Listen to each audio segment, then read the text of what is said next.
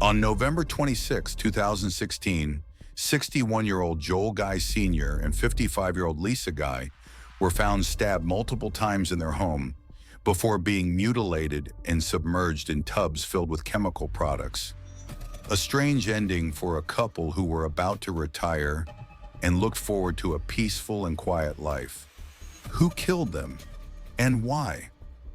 Today we're taking you with us to step inside the house of horrors and uncover the identity of the person behind this monstrous crime. This is the murder of the Guy family, undoubtedly one of the most gruesome cases in human history. The story begins in the late 1970s when Joel Guy Sr. met Lisa Maderi.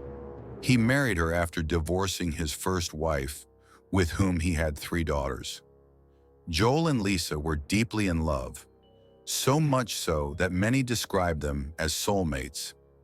In 1988, their love was sealed with the birth of their only son, a boy who would carry the same name as his father, Joel Guy Jr. The family lived a normal and very stable life. The 3 daughters lived with their mother but often came to visit their father and stepmother, whom they loved dearly. They would sometimes spend several days in their villa in Knoxville, Tennessee. The Guys led a calm and quiet life, and until that point, everything seemed to be going perfectly. Years went by, and now it was November 2016. The Guys were in the middle of moving and handling paperwork as they were planning to settle into their new home after that year's Thanksgiving. On the day of the celebration, everyone was present, even Joel Jr., but he behaved in a very unusual way. He laughed with everyone, played with his little nephews, cracked jokes, talked a lot. Quite odd for someone usually known to be quiet and withdrawn. It was a Joel Jr. no one recognized.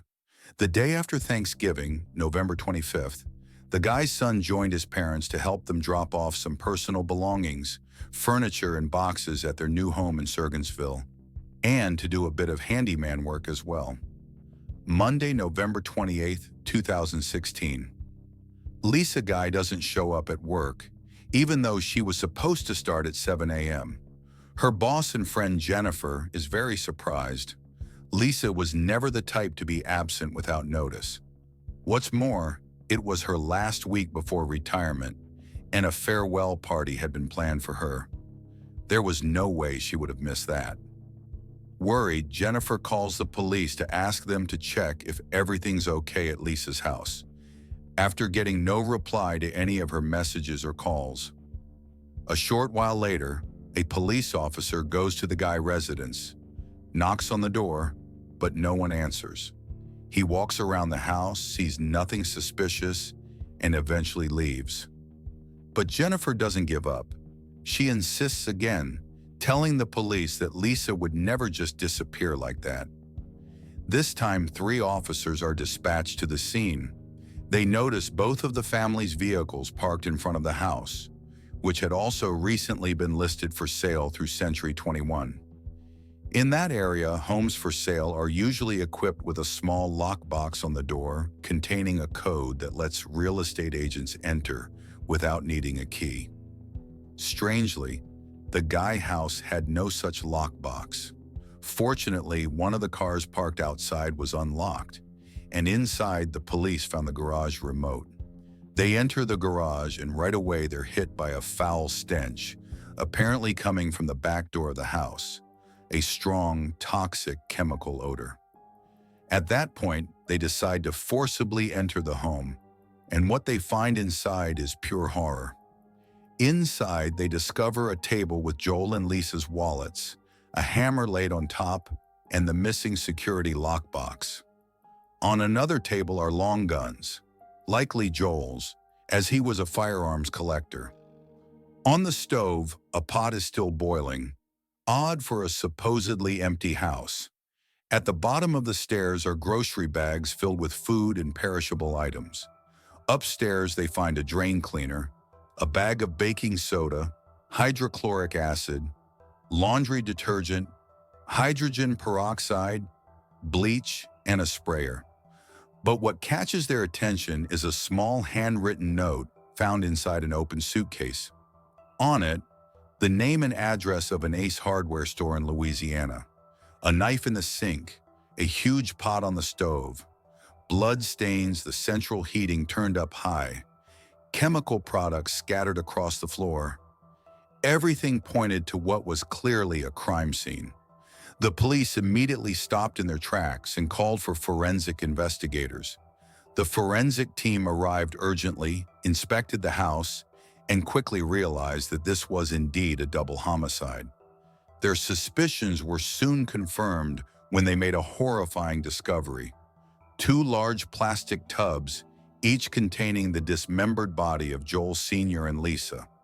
Both bodies were submerged in a chemical bath, an acidic, corrosive solution that prosecutors later described as a diabolical stew of human remains. Following the autopsy, it was revealed that Joel had been stabbed approximately 41 times with a knife, and his wife at least 31 times. The father's severed hands, cut off at the wrists, were found placed on the floor. Lisa's head had been put inside a pot on the stove. The killer, who had injured himself during the stabbing, left the partially dissolved remains in the house and fled without treating his wounds. The horror had reached its peak. During the investigation, police also discovered a red backpack in Joel Jr.'s bedroom. We'll come back to that detail a bit later.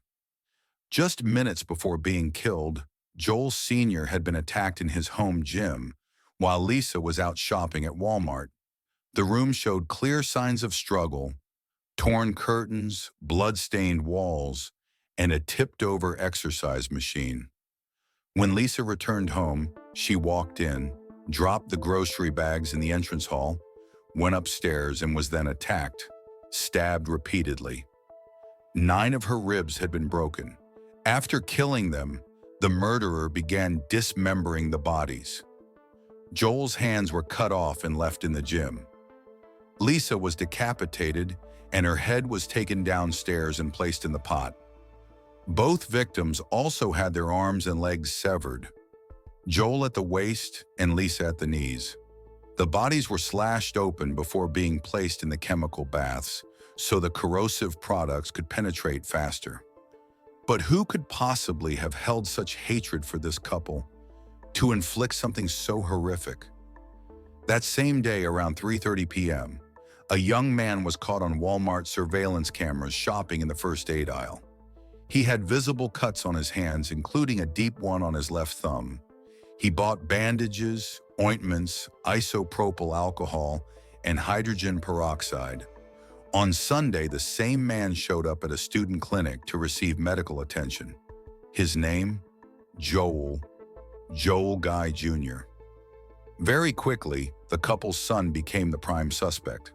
Why? The reasons were more than obvious. Joel Jr. had been captured on several surveillance cameras purchasing supplies, exactly the kind used in the double murder, a classic sign in many crime cases. Jr. always paid in cash, leaving no digital trail.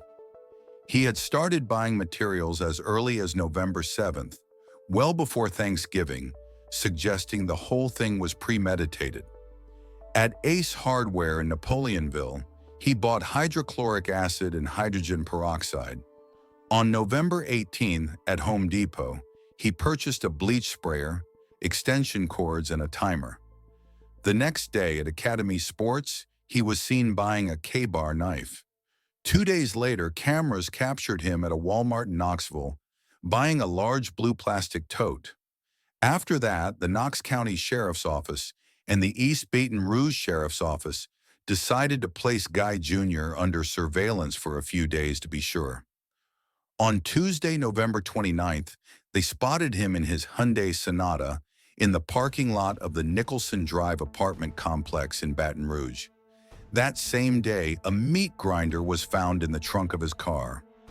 A meat grinder, suspicious injuries, incriminating surveillance footage. For the police, it was more than enough. Guy Jr. was the killer. After being arrested, Joel Jr., of course, pleaded not guilty. Even worse, showing staggering audacity, he filed a request asking to be sentenced to death if found guilty. This stunned investigators, who had no doubt he was responsible. Remember that red backpack we mentioned earlier? It was searched, and inside were several personal items. Who did they belong to? We'll let you guess. A folded umbrella, a calculator, and books with the name Joel Guy Jr. written inside. But that's not all. There was also a notebook. But why would a son harbor such hatred toward his own parents, enough to do something so horrific? To understand that, we have to flip through the infamous notebook, because as investigators dug into it, the truth quickly came to light. On the very first page were calculations and speculations about the huge sums of money Joel Jr. could receive if one of his parents were to die in an accident. You see, Joel Jr.'s parents were about to retire and had planned to stop giving him money. What you need to know is that since he was a child, and even up to his 28th year, his parents had taken care of absolutely everything for him. Basic needs, education, rent, transportation, bills, outings, trips, all without complaint. But by age 28, it was simply too much for them. They wanted their son to become independent. Of course, this irritated Junior, who came up with a diabolical plan to take their money. If both parents died, Junior would receive a $500,000 life insurance payout. So it didn't take him long to move forward with his plan. And that's not all. A few pages later, the notebook revealed irrefutable proof, the kind that would send him straight to prison. It contained a detailed, carefully constructed plan to stab both parents, dismember and dissolve their remains, clean up, burn part of the house, and finally frame his father for the crime. With so much evidence carelessly left behind by the killer, the case was wrapped up in just a few days. Joel Jr.'s trial lasted 4 days. He was found guilty of double homicide and abuse of a corpse and was sentenced to life in prison. Today, Joel Michael Guy Jr. is serving his sentence at the Northwest Correctional Complex in Tiptonville, Tennessee.